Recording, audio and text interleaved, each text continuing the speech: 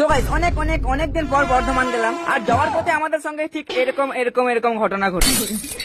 So guys রাত 2টার সময় হালকা করে মেকআপ টেকআপ করে বেরিয়ে পড়লাম। সেই দিনকে আমার সঙ্গে ছিল একটা ভাগ্নি, বাট আমরা দুজনের ফ্রেন্ড, আর ওর নাম সাবিনা। হ্যাঁ, আমরা দুর্গাপুর এয়ারপোর্টে গিয়ে দুটো ভিআইপি ট্রেনের টিকিট কেটে নিলাম। আর দুঃখের বিষয় প্রতিদিন ট্রেন আমার জন্য ওয়েট করে, আর আজকে ট্রেনের জন্য আমাকে ওয়েট করতে হচ্ছে। কি কষ্ট, এই তো চলে এসেছি।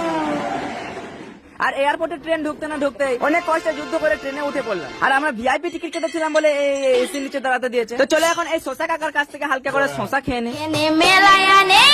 কেনে মেলায়ানে ঠেলা খাওয়ালি। হ্যাঁ, ঠান্ডা দই লস্যি এগুলো দেখলে তো থাকতেই পারি না। শুধু এগুলোই নয়, ভাত মুড়ি বিড়ি বিরিয়ানি এগুলো খেতে খেতে সালা মাথাটাই ধরে গেল। তো যাই হোক, ফাইনালি বর্ধমান তো পৌঁছে গেলাম, কিন্তু দুঃখের বিষয় আমার প্যান্টের ব্যাগের চেনটা কেটে গেল। আর এটা আমি হাজারো চেষ্টা করে বাগাতে পারিনি, বাট সাবিনা বাগিয়ে দিল। আর গাইস বর্ধমান এলাম কারণ এখানে আমার পিসির বাড়ি। তাই আর কি প্রথমে একটা মিষ্টির দোকান থেকে মিষ্টি কেনার পরে একটা কাকিমার দোকান থেকে কাকিমা কিনে নিলাম, মানে ফলমূল কিনে নিলাম। আর আমার পিসির বাড়ি রেলওয়ে স্টেশন থেকে আরো 10 মিনিট যেতে হয়। তাই আর কি আমরা একটা ট্যাক্সি ভাড়া করে নিয়েছি। ও কাকা আসতে যাবো।